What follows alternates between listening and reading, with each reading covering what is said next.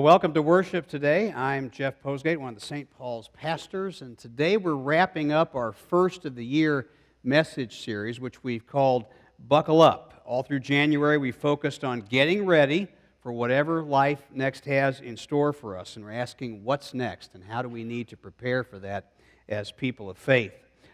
We've learned that to think through whatever we need to start doing that we aren't doing and whatever we need to stop doing that we're currently doing. We recognize the fact that whatever's next for us, Jesus is our anchor, and especially for the motion sickness that might come with the turbulence of changes that might be ahead. We focused on knowing what we don't know and learning and gaining help from those who've experienced a little more down life's road and faith's road than we have. And we've discovered that being wise or foolish is a choice that we have to make. And with God's help, we can make wise choices, avoid suffering, and really flourish as we buckle up for what's next. Now, as a church that is named after a great first century Christian leader, Paul, we stand in a great legacy of buckling up and really being prepared for whatever is ahead of us. Paul was the first one to take the good news of Jesus Christ beyond just Judaism and the little geographic area of Palestine and take it into the rest of the world. He traveled through many of the cities and many of the regions of the Roman Empire, introducing people to Jesus and starting churches. And on the second of these trips that he took, a really important what's next moment happened for somebody in particular. This is a little bit of a summation of it. Listen to this. He, Paul, came to Derbe and then to Lystra, where a disciple named Timothy lived. The brothers at Lystra and Iconium spoke well of him. Paul wanted to take him along on the journey. So the churches were strengthened and grew daily in numbers. Now, Paul discerned that Timothy, who was a follower of Jesus, would be one who would be good and effective as a leader in the infant movement of following Christ. So he kind of took him with him as a sort of an apprentice on this missionary trip. So Timothy went from being a follower of Jesus to being Paul's apprentice and a potential leader. Timothy kind of graduated from one thing in following Jesus to another thing. Graduation. Thinking about graduation. Here's kind of an interesting thing to consider. This year's graduating class, the class of 2018, those who will graduate from high school, do you realize that many, if not most, of the students in that class were born in the year 2000? They were born in the year 2000. A lot of them have never lived a day in the 1900s. Isn't that amazing? You know, they're people for whom they've never known a world without the internet.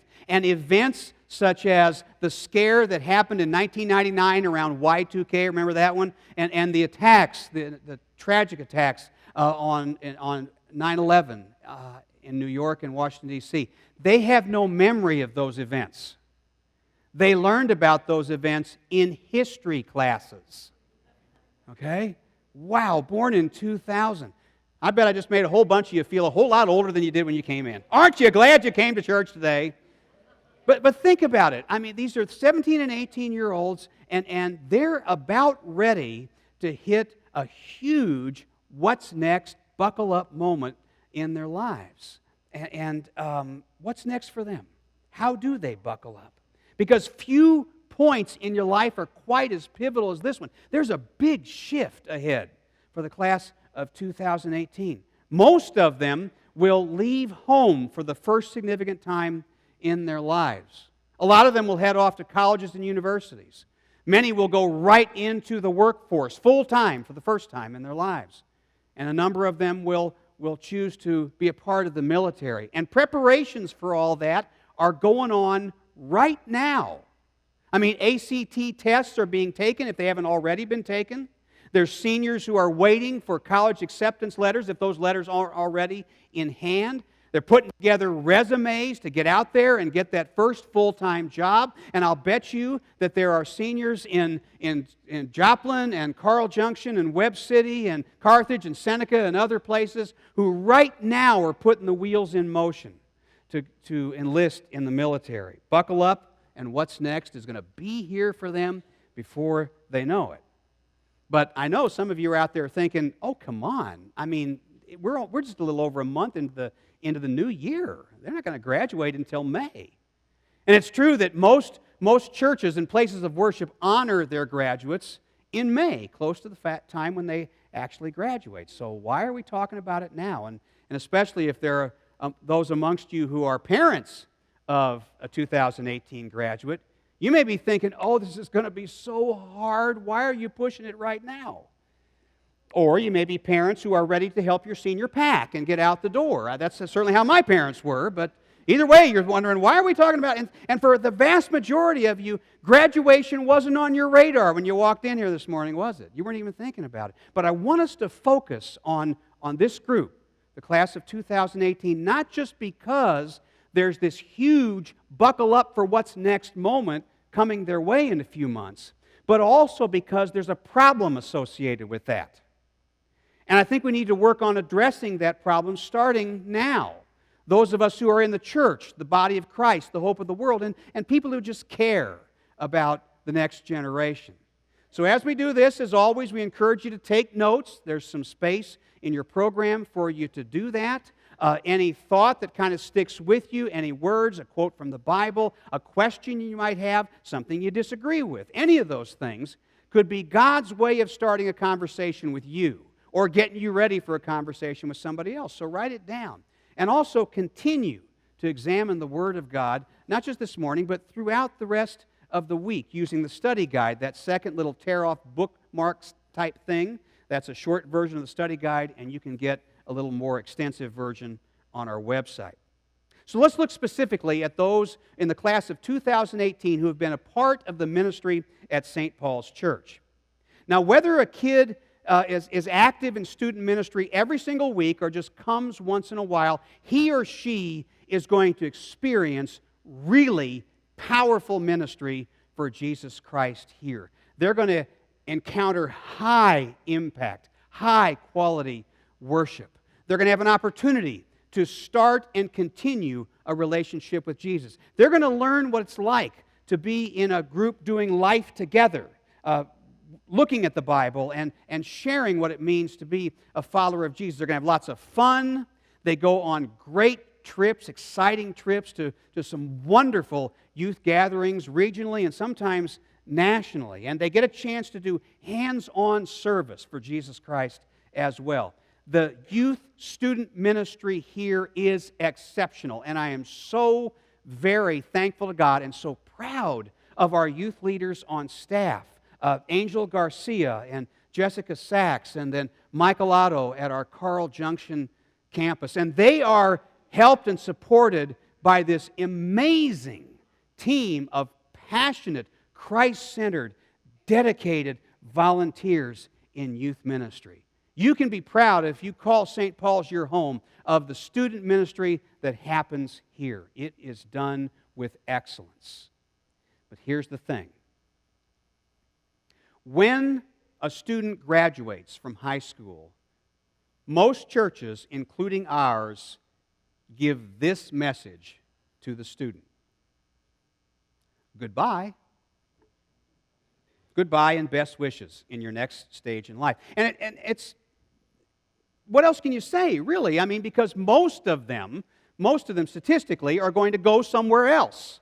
Physically, they're going to be in some other place. Unless they stay here and are a part of our college-age ministry here at the station under Pastor Trey Laverone's leadership, the direct impact that St. Paul's has had on them is going to come to an end. And their what's next in their life, for which they're going to need to buckle up, is going to include this. A number of them are going to go off to colleges and universities. And they're going to have the opportunity to learn and experience a lot of things. They're going to get exposed to a lot of different ways of thinking and a lot of different ways of doing things. And a lot of that exposure is going to be wonderful for them. It's going to be great. It's going to push them and stretch them. It's going to help them really figure out who they are and what they believe and what direction they're headed in life. And that's a good thing. But a lot of what they're going to be exposed to is going to mess with them big time. They're going to have all kinds of pressures about what they put in their bodies and what they do with their bodies. Values and beliefs that they thought were rock solid and couldn't be challenged are going to be challenged, and in some cases outright attacked. And adrift and on their own for the first time, they're going to be given more opportunity than they've ever had in their lives without anybody looking over them to just simply go with whatever their next impulse is. You talk about a buckle-up time, they are less than half a year away from the roller coaster ride of their lives. And that same kind of you're on your own now turbulence, that same dynamic is going to be out there for those who go right into the workforce and for those who go into the military. Now, here is the data upshot of all this. Here, folks, I'm sorry, is the not good news of the day. The Fuller Institute in California, the Fuller Youth Institute, has researched and tracked student ministry for Christ nationwide for decades. And their data demonstrates that nearly half of the Christian students leave their faith after graduation. Nearly half. Ranging each year from 40 to 50% of the students who are a part of churches and actively involved in student ministries in those churches will drift away from their faith roots after they wear the cap and gown. And this is not just kids who just happened to be on a church's membership roll because their parents were. These were actively involved kids. These were the kids who gave their life to Christ and got baptized and went to student worship and were in the small groups and went on the trips and got involved in service projects and were regularly, deeply involved, not just in the heartbeat of the student ministry, but in the heartbeat of the church's ministry. But after graduation, the drift began. And here is the real kicker. The Fuller Institute data tells us that for the college students who drift away, the drift begins within the first 2 weeks of starting college. Within the first 2 weeks. So let's just look at some numbers.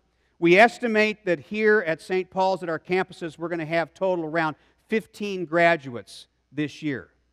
If this nationwide trend proves accurate here, what that means is that of those 15 graduates involved in student ministry, 7 of them at least will be out of the faith loop by the end of this calendar year. They will drift. Now, some of us understand what that drift from faith thing is like, whether we associate that with graduation or not. I mean, some of us, we were on this trajectory of active faith in Jesus Christ and on it in a good way. But then something happened or something changed. And we just kind of had failed to buckle up for it. And we lost our anchor. It's been a long, long time ago, but I kind of know what that's like from my own college experience. I went to college aware that I had a call in my life to pastoral ministry. And I went with the full support of my home church. And I went to a church-sponsored college. Would you care to guess how many times I attended worship on Sunday during my freshman year in college?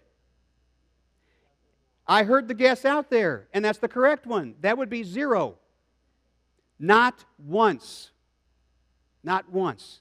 I dabbled with a few on-campus Christian organizations, but just never stuck with them, and the drift really happened. Now, amazingly, at the start of my sophomore year, I found out that there was a little country church about 60 miles away from our college campus that was looking for a Sunday youth ministry director part-time. And I thought, well, I'd had a fairly good experience helping with the youth ministry at my home church in the summertime. I'll give that a try. And I got the job, and I did it for about 3 or 4 months, but it didn't work out. For one thing, it was a pretty conservative church, and those were back in the hippie days, and yeah, I was one of those. But beyond that, I had to borrow a car to get there. I couldn't stay there as long on the weekends as they wanted me to. And the long story short is that in early December, I got a letter from the pastor of that church telling me to not bother to come back. And I was devastated. I began to doubt not only this call to ministry thing, but this whole Jesus thing. And I didn't really have anything to support me except the usual distractions at college. And so the drift just continued. So as old as I am, I get it. Okay? Nearly half of our kids, by nationwide average, are likely to drift away after high school graduation. Let me ask us all a question. We okay with that? Are we all right with that? I mean, those of you who are parents of a graduate, are you okay with that? With this, letting your message be, goodbye, son, you have a 50-50 chance of staying Christian. Good luck to you. All right with that? Youth leaders, youth volunteers, for all the passion and the effort and the dedication that you pour into the kids. Are you okay with that? You're really content with the message being, thanks for being with us, best wishes and prayers as you move on in life. For the 40-50% of you who will drift away from faith, stinks to be you. I don't think so. Persons in St. Paul, whether you have a contact with a graduate or not, are you okay with 50-50? If we say that our mission is leading people to an active faith in Jesus Christ, doesn't that imply that we want to get as close to 100% of that as we possibly can? If the mission of making followers of Jesus is central to us or any church, then we want to do everything we possibly can as a church to make it as good as it can be and complete that mission. And if some method isn't working in regard to that mission, we need to adjust it to make it better. As I said, I think without intending anything wrong and without intending to do any damage, most churches give the wrong message when kids graduate. Our message is essentially, goodbye. We mean well, but if we've invested deeply in somebody's relationship with Jesus, and if that somebody's headed off to a very uncertain, buckle up for what's next moment, is goodbye really the message we want to give? Consider this. At some point, the apprentice to Paul named Timothy separated from Paul. They kind of went their different ways. But Paul went on and Timothy stayed stationary. Most indications are he became the overseer of the church at Caesarea Philippi. We don't know that for sure, but that is a likely thing. But one way or another, they went their different directions. But maybe when Timothy was on his own, maybe he was at a vulnerable point to drifting himself, just like a 2018 graduate will be. But when he left Paul, Paul's message to Timothy wasn't just goodbye and good luck. Paul stayed in contact with Timothy by way of writing letters to Timothy, two of which we have in the Bible. Paul gave counsel, direction, encouragement, and hope to Timothy. For example, there was probably a moment where Timothy's leadership might have been challenged, maybe because he was a young person. People thought he should be older. I don't know what, but Paul said this to him. Don't let anyone look down on you because you're young, but set an example for the believers in speech, in conduct, in love, in faith, and in purity.